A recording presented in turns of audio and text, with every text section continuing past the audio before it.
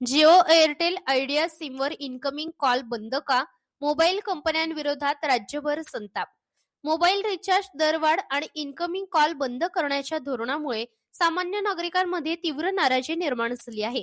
Mobile कंपन्यांकडून गरीब व सर्वसामान्यांची आर्थिक लूट सुरू असल्याचा आरोप करत पत्रकार व संपादक बाळासाहेब पारवे यांनी सरकारकडे तातडीने हस्तक्षेप करण्याची मागणी केली आहे. सिम कार्ड माझं, मोबाईल माझा, मग इनकमिंग कॉलवर कुलूप का, असा थेट सवाल उपस्थित करत नागरिकांनी मोबाईल सेवा देणाऱ्या कंपन्यांविरोधात संताप व्यक्त केला आहे. जिओ, एअरटेल आणि व्होडाफोन आयडिया या कंपन्यांकडून बॅलन्स संपल्यानंतर इनकमिंग कॉलही बंद करण्यात येत असल्याचा आरोप करण्यात आला आहे.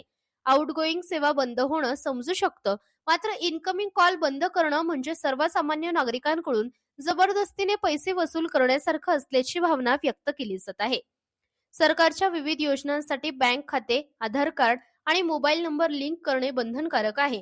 मात्र मोबाईल नंबर बंद झाल्यास ओटीपी मिळत नाही, आधार सेवा अडते, रेशन कार्ड सुविधा थांबते आणि शासकीय योजनांचा लाभही मिळत नाही, अशी गंभीर परिस्थिती निर्माण होत असल्याचे सांगण्यात आले.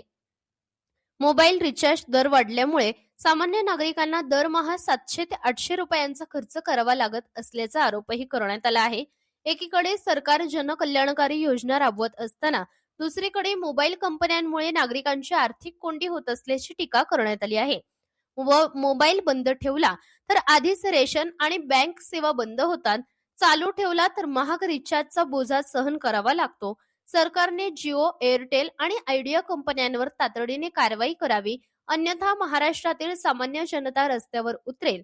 मोबाईल सेवा आज जीवनावश्यक वस्तू बनली असून इनकमिंग सेवा बंद करण्याच्या धोरणाचा पुनर्विचार करावा, अशी मागणी करण्यात आली आहे. या मुद्द्यावर राज्यभर चर्चा सुरू झाली असून सरकारची भूमिका काय राहणार याकडे सर्वांचेच लक्ष लागले आहे. वाढते मोबाईल दर आणि सेवा मर्यादा यामुळे डिजिटल युगातील सामान्य नागरिक अडचणीत सापडल्याचे चित्र आहे. सरकार या मागण्यांवर काय निर्णय घेणार हे येत्या काळात स्पष्ट होणार आहे. संपादक बाळासाहेब पारवे, प्रेस मीडिया न्यूज.